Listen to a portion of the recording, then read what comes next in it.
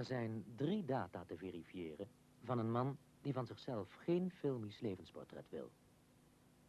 Hij werd geboren in 1926. 40 jaar later, in 1966, verschijnt zijn beroemdste boek Les mots et les choses. Tot 1968 was hij hoogleraar aan de Universiteit van Tunis, daarna aan die van Vincennes in Parijs. Op 4 december van het vorig jaar maakt hij zijn entree aan het Collège de France. Meneer, ik wens niet dat tijdens de televisieuitzending waarvan u zo vriendelijk bent die aan mij te wijden, een plaats wordt ingeruimd voor biografische gegevens. Ik beschouw ze als onbelangrijk voor het te behandelen onderwerp. Geheel de uwe, Michel Foucault.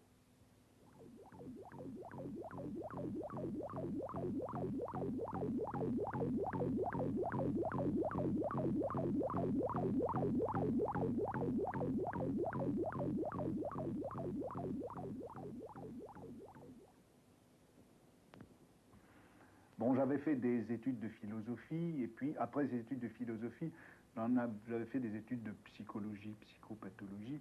Et il y avait une chose qui m'avait frappé et intrigué. N'est-ce pas, la civilisation occidentale a été depuis très longtemps, depuis l'âge grec, familière du phénomène de la folie. Les fous sont présents dans les pièces de théâtre, dans la littérature, on a parlé sans arrêt de la folie, et il a fallu attendre le 19e siècle pour que la folie devienne un objet de science. Or, à partir du XVIIe siècle, le fou a été mis à part de la société, il a été cloîtré, et mon histoire de la folie doit s'illustrer dans un des plus célèbres tableaux de la peinture hollandaise, dans Frans Hals, c'est-à-dire dans Les Régentes de l'hôpital. Ces 5 vieilles femmes, pardon, qui sont là, autour d'une table, et qui ont pour profession de tenir, de diriger cette maison d'enfermement où, au XVIIe et plus tard au XVIIIe siècle, on enfermait toutes les inutilités sociales, tous les perturbateurs sociaux. Ces femmes sont effectivement l'expression de cette rationalisation de notre société qui a mis à part la folie. Tiens, en quelque sorte, c'est à partir de là que la science de la folie a pu se développer. Qu'à partir du moment où justement on avait rompu avec cette vieille familiarité qu'on entretenait autrefois avec la folie. À partir de cette étude purement historique que j'ai faite, je me suis demandé si finalement nous ne nous faisions pas, nous autres occidentaux, de bien grandes illusions sur nous-mêmes. Nous nous imaginons volontiers que nous sommes une civilisation très tolérante, que nous avons accueilli toutes les formes du passé, toutes les autres formes culturelles étrangères à nous, que nous accueillons aussi toutes les déviations qui sont de l'ordre du comportement, du langage, de la sexualité, etc. Moi, je me demande si ça, c'est pas une illusion. Autrement dit, pour pouvoir connaître la folie, il a fallu l'exclure. Peut-être pourrait-on dire aussi que pour connaître les autres cultures non occidentales, les cultures dites primitives ou les cultures américaines, africaines, chinoises, etc., pour connaître ces cultures, il a sans doute fallu non seulement les exclure, non seulement les mépriser, mais les exploiter, les conquérir, et en quelque sorte, par la violence, les faire taire. On a fait taire la folie, et on l'a connue. On a fait taire les cultures étrangères, et on les a connues. Et peut-être également pourrait-on dire qu'il a fallu attendre le grand puritanisme du XIXe siècle pour faire taire la sexualité et la connaître enfin dans la psychanalyse, ou dans la psychologie, ou dans la psychopathologie. De telle sorte que, si vous voulez, mon hypothèse c'est ceci: l'universalité de notre savoir a été acquise au prix d'exclusion, d'interdit, de refus, de rejet, au prix d'une espèce de cruauté à l'égard de toute la réalité.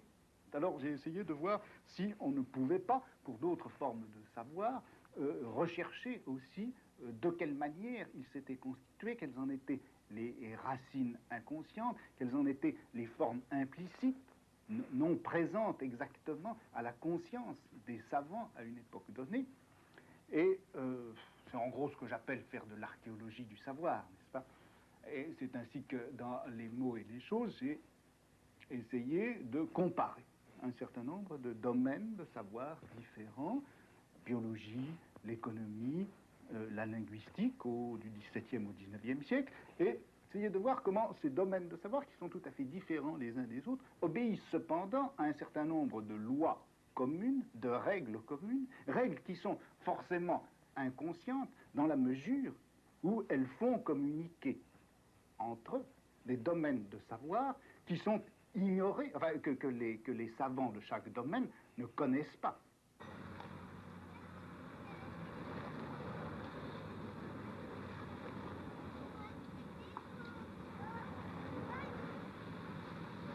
Een drukke winkelstraat in Parijs, Rue de Vaugirard. Nummer 285 geeft toegang tot een binnenplaats waar verschillende flatgebouwen op uitmonden. Hier woont Foucault, in het laatste gebouw. Op de 8e verdieping bewoont hij een eenvoudig appartement.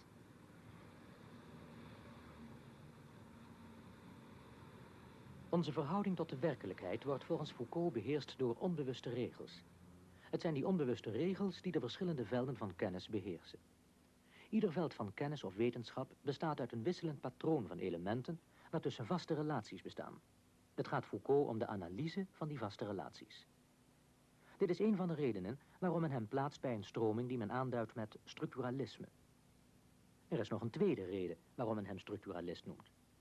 Door de mens slechts als onderdeel van de totale werkelijkheid te beschouwen, wordt een aanval gedaan op het oppergezag van het individu, het centraal stellen van de mens in de kosmos. Zowel Foucault als de structuralisten doen dat. Foucault zelf ontkent dat hij structuralist is. Maar zoals dat bij hem het geval is ook voor een structuralist de werkelijkheid samengesteld uit verschillende gehelen, waarvan de grondslag wordt gevormd door onbewuste structuren. De elementen waaruit zo'n geheel is samengesteld, zijn voor een structuralist niet belangrijk. Wel de vaste relaties tussen die elementen. Ook al zouden de elementen veranderen, de relaties en de onderliggende structuur blijven dezelfde. Foucault geeft daar zelf een voorbeeld van.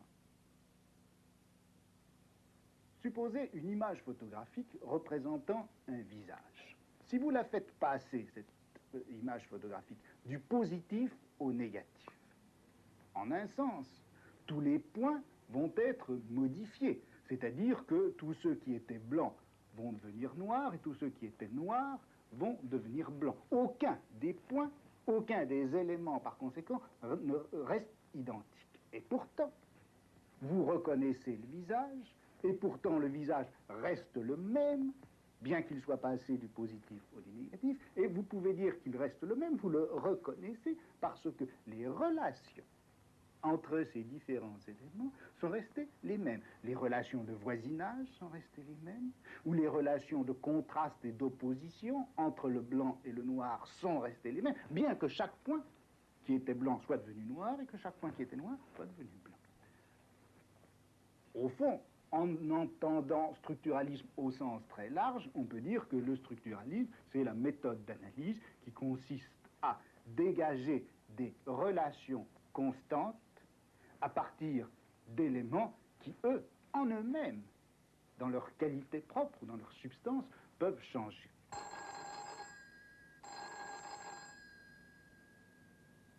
Les structuralistes sont des gens pour qui comptent essentiellement donc les systèmes de relations et pas du tout l'expérience individuelle vécue des gens.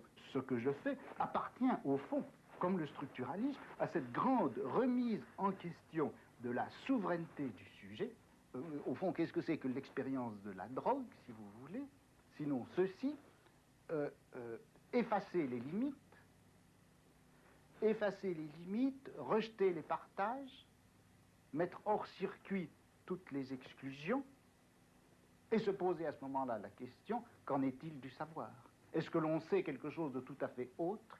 Est-ce que l'on peut encore savoir ce qu'on savait avant l'expérience de la drogue? Est-ce que ce savoir d'avant la drogue est un savoir qui est encore valable? Ou est-ce que c'est un nouveau savoir auquel est le drogue? Bon, c'est un problème, et je crois que dans cette mesure-là, l'expérience de la drogue n'est pas marginale dans notre société, c'est pas une espèce de petite déviance qui ne compte pas, il me semble que Elle est là au cœur même des problèmes que la société dans laquelle nous vivons, c'est-à-dire la société capitaliste, se pose. Bon, il me semble également que le maoïsme, si vous voulez, est également sur un tout autre mode, et je crois avec une toute autre ampleur historique, certaines façons aussi de retrouver ce problème-là. C'est-à-dire, à partir du moment où l'homme sera effectivement libéré de tout le système de contraintes, non seulement le système de contraintes économiques, mais le système de contraintes politiques, morales, culturelles, que le capitalisme a fait peser sur lui depuis des siècles. À partir du moment où cette libération-là sera acquise, alors quel savoir sera possible? Foucault zei eens dat zijn persoonlijk leven niet bestaat. Ook tijdens het interview laat hij geen biografische gegevens los. Zijn denken is zijn persoonlijk leven. Écoutez, dites que je refuse de parler de ma vie personnelle. Je ne vois pas très bien de quoi j'ai parlé depuis une demi-heure, sinon de ma vie personnelle. Bon, la première chose que je pourrais vous dire. Puis, je vous dirais ceci, c'est que, bon, on a l'habitude de dire que l'expression de l'individualité, par exemple, ou l'exaltation de l'individualité est une des formes de la libération de l'homme. Moi, je me demande si ce n'est pas le contraire. J'ai essayé de montrer comment l'humanisme était une espèce de forme, était cette espèce de fabrication de l'être humain selon un certain modèle, et que l'humanisme ne fonctionne absolument pas comme libération de l'homme, mais au contraire, comme enfermement de l'homme à l'intérieur d'un certain type de formes qui sont toutes commandées par la souveraineté du sujet. Dans la mesure où se pose à moi, de façon peut-être un peu obsessionnelle, ce problème de la limitation, de l'exclusion, de l'assujettissement, du rapport de force et de subordination, bon, il est évident que le problème de la justice, de la loi, de la pénalité, de la police, de la prison, etc., sont pour moi des problèmes très très importants.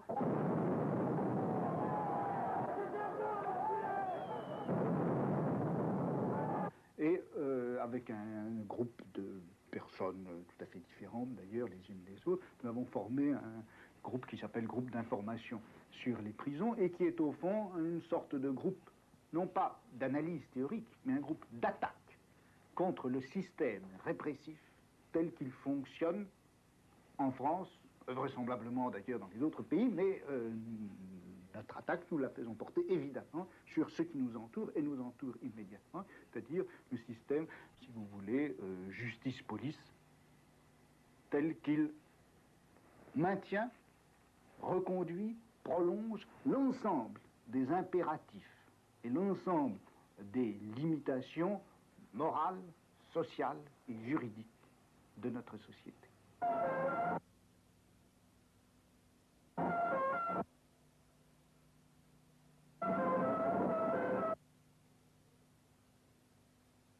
Et puis, je vais vous dire à propos de ce que je dis, et ceci vaut pour l'interview que je suis en train de vous donner, je ne dis pas les choses parce que je les pense, je dis les choses pour ne plus les penser.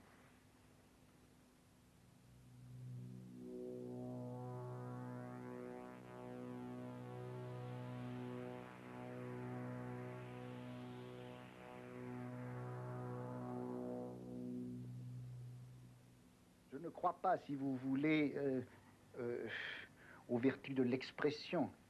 Le langage qui m'intéresse, c'est celui qui est tel qu'il peut détruire, justement, toutes les formes circulaires, closes, narcissiques du sujet et de soi-même. Et ce que j'entends par cette disparition de l'homme, c'est au fond la disparition de toutes ces formes, de l'individualité, de la subjectivité, de la conscience, du moi, sur lesquelles on a bâti, et à partir desquelles on a essayé de bâtir et de fonder le savoir. C'est une des formes de cette limitation, de ces exclusions, de ces rejets dont je parlais. L'Occident a essayé de bâtir la figure de l'homme comme cela. Cette figure, elle est en train de disparaître. Et je ne dis donc pas les choses parce que je les pense, je l'ai dit plus tôt, dans une fin d'autodestruction, pour ne plus les penser, pour être bien sûr que désormais, hors de moi, elles vont vivre une vie ou mourir une mort où je n'aurai pas à me reconnaître.